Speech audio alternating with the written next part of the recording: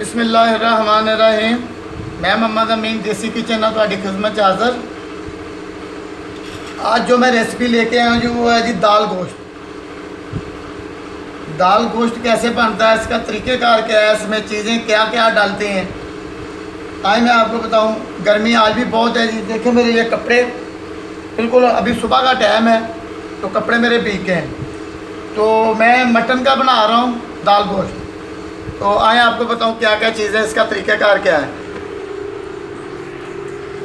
ये मेरे पास जी 1 पाव के करीब गोश्त है मटन, और 1 पाव के करीब मेरे पास चनों की दाल है, 1 टमाटर है, 1 गुठली छोटी सी अदरक की है, 4 अदद लहसुन के पीस हैं, 1.5 प्याज है,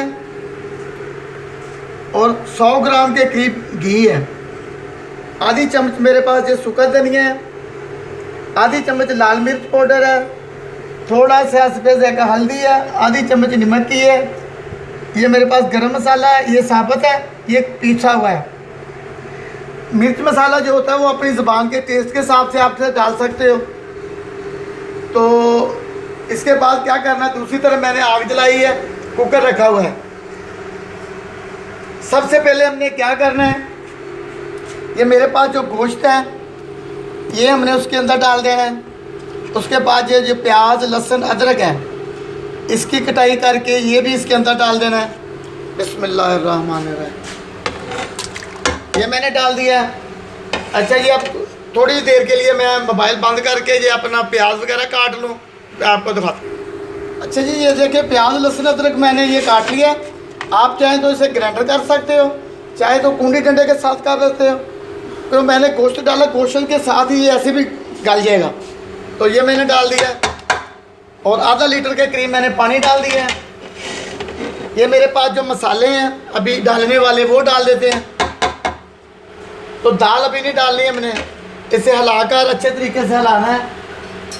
हिला के हमें इसे 10 मिनट के लिए कुकर लगा देते हैं। मसाला वगैरह अगर कम हो तो आप जब इसकी बनाई करें आप इसे फिर चेक कर सकते हो। तो मैं अभी इसका कुकर 10 मिनट के लिए लगाता हूँ, दाल नहीं अभी डालनी। अच्छा जी, इसे 10 मिनट हो गए हैं, मेरा ख्याल गोश्त गल गया होगा। तब क्या करना है, मैंने कुकर उतारने का आपको एक नया तरीका बताता हूँ। ये चीज़ ख़तरनाक है। आपके पास सिंक होगा, हर घर में सिंक होता है। आपने क्या करना है, इसे अच्छे से कपड़े के साथ इसे पकड़ लेना है दोनों हाथों से। तो मेरे हाथ में मोबाइल है, वरना मैं आपको बताता, दोनों हाथों से पकड़ना है और सिंक के नीचे ऐसे रख देना है। नीचे आपने पानी चला देना। चल ये पानी चल जाएगा ना, तो इसकी जो गैस है ना वो इसका जायका फ्लेवर इसके अंदर रहेगा। ये देखिए अब ठंडा हो गया। अब हम इसे खोल लेते हैं। अच्छा जी, ये गोश्त काफ़ी हद तक गल गया है। अब क्या करना है, ये मेरे पास जो दाल है चनों की वे मैंने डाल देनी है।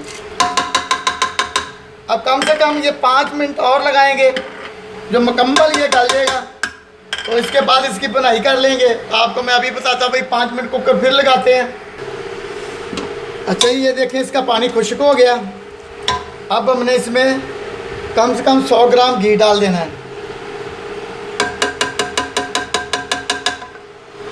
अपनी ज़रूरत के मुताबिक ही आप डाल लें। अब इसकी हमने अच्छी तरीके से बनाई करनी है। ये अपना कलर छोड़ेगी, रंगत छोड़ेगी दाल भी और गोश्त भी। इसकी हमने अच्छे तरीके से बनाई करनी है। तो आग में थोड़ी सी तेज़ कर देता हूँ। पानी इसमें नहीं है, पानी बाद में डालेंगे इसकी अच्छे तरीके से बनाई करके। अच्छा, ये हमारे पास जो बाज़ारी मसाला है कौरमा मसाला, ये मैंने थोड़ा सा डाल देना है। तो इसके साथ हमने काली मिर्च थोड़ी सी डालनी है, हल्का सी, और ये मेरे पास गरम मसाला ये भी साथ डाल देने हैं। वहाँ पर इसमें हमने अच्छी तरीके से इसकी बनाई करनी है। पानी ये मुकम्मल खुश्क हो जाए, इसकी रंगत आ जाएगी, ये बिल्कुल बनाई करेंगे लाल हो जाएगा। फिर हमने इसमें पानी डालना है। बस अब इसी की 10 मिनट बनाई कर लेते हैं। अच्छा जी, ये देखें हमारी दाल की बनाई बहुत अच्छे तरीके से हो गई है। इसका कलर भी आ गया, दाल भी गल गई है। हमने मज़ीद इसको और गालना है, दाने नज़र ना आए। तो ये मेरे पास 1 लीटर पानी मैंने डाल दिया है। अब 1 लीटर पानी के साथ ये बिल्कुल दाल आपकी मर्ज़ी है, चावलों वाली बनानी है तो इसे अच्छे तरीके से और हल कर लें, मुलायम हो जाएगी। तो अगर खड़ी खड़ी रखनी है तो वो आपकी मर्ज़ी है। अभी हम 5 से 10 मिनट अभी इसे और पकड़ने देंगे। इसका जो पानी है वो उसका असर निकल जाए, पक जाए अच्छे तरीके से, इसका अपना एक जायका आ जाए।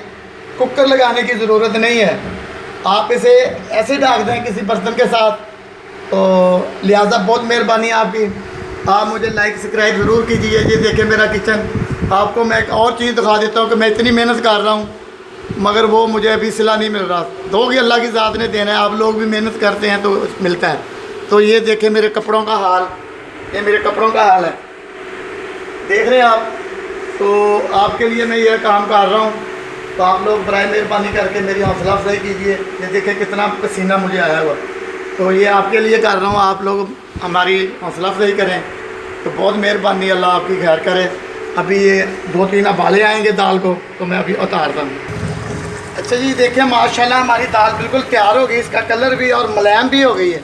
ये देखिए सारी खुल गई है और गोश्त भी गल गया। अब क्या करना है, मैंने इसे कि आग इसकी मैं बंद कर देता हूँ, तो इसे किसी अच्छे से बर्तन में मैं निकाल लेता हूँ। दाल मुकम्मल तैयार हो गई है, अपनी ज़रूरत के मुताबिक इस पर आपने गर्म मसाला और डाल लेना है। तो मेरी हालत तो आपने देख ली है गर्मी के साथ, मैं अभी इसे निकाल लेता हूँ। अच्छा जी, ये देखिए मैंने दाल निकाल ली है।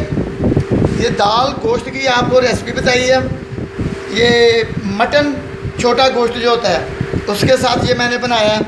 इसका जायका बहुत अच्छा है, आप इसे चावल के साथ इस्तेमाल करें, चाहे आप रोटी के साथ इस्तेमाल करें, चाहे आप इसे नान के साथ इस्तेमाल करें। इसका एक अपना ही फ्लेवर है, इसका एक अपना ही जायका है। तो आप इसे इस्तेमाल करें, खाएं और मुझे दुआओं में याद रखिएगा। अल्लाह आपकी खैर करे।